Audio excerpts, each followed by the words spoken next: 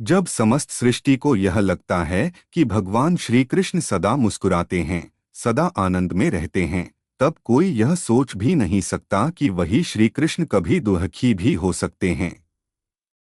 परंतु एक दिन द्वारका के शांत सागर के किनारे सूर्य अस्त होने को था और उसी समय श्री कृष्ण का मुख असामान्य रूप से गंभीर था। उनकी आंखों में वह तेज नहीं था जो युद्धभूमि में दिखता था, न ही वह बालसुलभ चंचलता जो ग्वालों के बीच प्रकट होती थी। वह मौन थे और उसी मौन में उन्होंने धीरे से कहा, मैं दुखी हूं। यह वाक्य जैसे पूरे ब्रह्मांड को थाम ले। जो सबके दुख हरता है, वही यदि दुखी हो तो उसका दुख साधारण नहीं हो सकता। अर्जुन सामने बैठे थे, किंतु वे भी कुछ कह न सके। श्री कृष्ण की दृष्टि सागर की लहरों में डूबी हुई थी, मानो वे किसी पुराने स्मरण में उतर गए हों। उन्होंने कहा कि उनका दुख किसी युद्ध की हार से नहीं है, न किसी अपमान से, न किसी व्यक्तिगत पीड़ा से। उनका दुख मनुष्य की आत्मा से जुड़ा है। श्री कृष्ण बोले कि वे दुखी हैं क्योंकि मनुष्य ने जीवन को बोझ बना लिया है। उसे जो मिला है उसमें वह प्रसन्न नहीं है, और जो नहीं मिला उसी में उसका सारा मन अटका है। मनुष्य दिन रात भाग रहा है, पर यह नहीं जानता कि वह किससे भाग रहा है और किसकी ओर जा रहा है। वह प्रेम चाहता है पर प्रेम देना नहीं चाहता। वह सत्य चाहता है पर स्वयं सत्य बोलने से डरता है। वह भगवान को पुकारता है पर भगवान की राह पर चलने का साहस नहीं करता।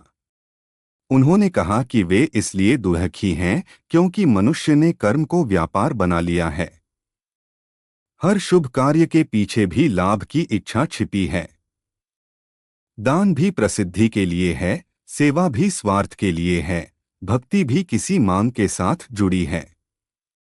जब भक्ति भी सौदे में बदल जाए, तब ईश्वर का हृदय कैसे न दुखी हो। श्री कृष्ण की वाणी में करुणा थी, कोई क्रोध नहीं। वह दुख किसी पिता का था जो अपने ही बच्चों को भटकते हुए देख रहा हो। वे बोले कि वे इसलिए दुखी हैं क्योंकि मनुष्य अपने दुख के लिए दूसरों को दोष देता है। कोई भाग्य को कोसता है, कोई ईश्वर को, कोई समाज को, कोई अपनों को, पर स्वयं के भीतर झांकने का साहस बहुत कम लोग करते हैं। मनुष्य यह स्वीकार नहीं करना चाहता कि उसके अधिकांश दुख उसकी ही अपेक्षाओं, अहंकार और आसक्तियों से जन्म लेते हैं। श्री कृष्ण ने कहा कि जब तक मनुष्य अपने भीतर के अंधकार को नहीं देखेगा, तब तक बाहर का प्रकाश उसे कभी शांति नहीं दे पाएगा। उनका दुख इसलिए भी था क्योंकि मनुष्य प्रेम को अधिकार समझने लगा है। माता पिता बच्चों को बांधना चाहते हैं, पति पत्नी एक दूसरे को नियंत्रित करना चाहते हैं, मित्रता भी शर्तों पर टिक गई है। जहां प्रेम होना चाहिए वहां भय है, जहां त्याग होना चाहिए वहां अधिकार है। श्री कृष्ण बोले कि प्रेम मुक्त करता है, बांधता नहीं, पर मनुष्य ने प्रेम को भी कारागार बना दिया है। वे मौन हुए, फिर बोले कि वे इसलिए दुखी हैं क्योंकि मनुष्य दुख से डरता है। वह दुख को शत्रु समझता है, जबकि दुख तो शिक्षक है। दुख मनुष्य को तोड़ने नहीं आता, वह मनुष्य को भीतर से जगाने आता है। पर मनुष्य हर दुख से भागना चाहता है, उसे दबाना चाहता है, उससे सीखना नहीं चाहता। जब सीख रुक जाती है, तब आत्मा का विकास भी रुक जाता है, और यही देखकर श्री कृष्ण का हृदय भारी हो जाता है। उन्होंने कहा कि वे इसलिए दुखी हैं क्योंकि मनुष्य ने समय का मूल्य खो दिया है। वह अतीत के पश्चाताप में जीता है या भविष्य की चिंता में मरता है, पर वर्तमान में कभी जीता ही नहीं। वर्तमान ही जीवन है, पर मनुष्य उसे व्यर्थ कर देता है। श्री कृष्ण बोले कि जो इस क्षण को पूरी चेतना से जी ले, वही मुक्त है, बाकी सब केवल सांस ले रहे हैं। श्री कृष्ण का दुख इसलिए भी था क्योंकि मनुष्य बाहरी शोर में इतना डूब गया है कि भीतर की आवाज सुनना भूल गया है। हर ओर शब्द हैं, पर अर्थ नहीं। हर ओर ज्ञान है, पर विवेक नहीं। हर ओर सूचनाएं हैं, पर सत्य नहीं। उन्होंने कहा कि मौन से बड़ा कोई उपदेश नहीं, पर मनुष्य मौन से डरता है क्योंकि मौन में उसे स्वयं से सामना करना पड़ता है। उन्होंने यह भी कहा कि वे दुखी हैं क्योंकि लोग उन्हें भी समझ नहीं पाए। किसी ने उन्हें केवल युद्धनीति का प्रतीक बना दिया, किसी ने केवल प्रेम का, किसी ने केवल चमत्कारों का। पर वे तो जीवन का संतुलन सिखाने आए थे, धर्म और करुणा का, कर्म और त्याग का, प्रेम और विवेक का। जब मनुष्य किसी एक ही पक्ष को पकड़ लेता है और बाकी छोड़ देता है, तब जीवन असंतुलित हो जाता है और वही असंतुलन उन्हें दुखी करता है।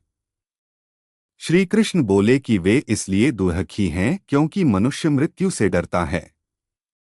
मृत्यु को अंत समझकर वह जीवन को भय में जीता है, जबकि मृत्यु तो केवल द्वार है, परिवर्तन है। जो मृत्यु को समझ लेता है वह जीवन को गहराई से जीने लगता है। पर मनुष्य भय को ही अपना साथी बना लेता है और भय में जिया गया जीवन कभी पूर्ण नहीं हो सकता। उनका स्वर धीमा था, पर उसमें अनंत गहराई थी। उन्होंने कहा कि उनका दुख किसी एक युग का नहीं है, यह हर युग का दुख है। जब जब मनुष्य स्वयं से दूर जाता है, तब तब ईश्वर दुखी होता है। पर उन्होंने यह भी कहा कि उनका दुख निराशा से नहीं है। उन्हें विश्वास है कि मनुष्य फिर जागेगा, फिर प्रेम को पहचानेगा, फिर सत्य को अपनाएगा। अंत में श्री कृष्ण ने कहा कि यदि मनुष्य थोड़ा सा भी भीतर लौट आए, थोड़ा सा भी अहंकार कम कर ले, थोड़ा सा भी दूसरों के दुख को अपना समझ ले, तो उनका दुख अपने आप मिट जाएगा। क्योंकि ईश्वर का सुख मनुष्य के जागरण में है और मनुष्य का सुख अपने सत्य को पहचानने में है। इतना कहकर श्री कृष्ण मौन हो गए। सागर की लहरें अब भी चल रही थीं, सूर्य डूब चुका था, पर उस क्षण ऐसा लगा जैसे अंधकार में भी कोई अदृश्य दीप जल उठा हो।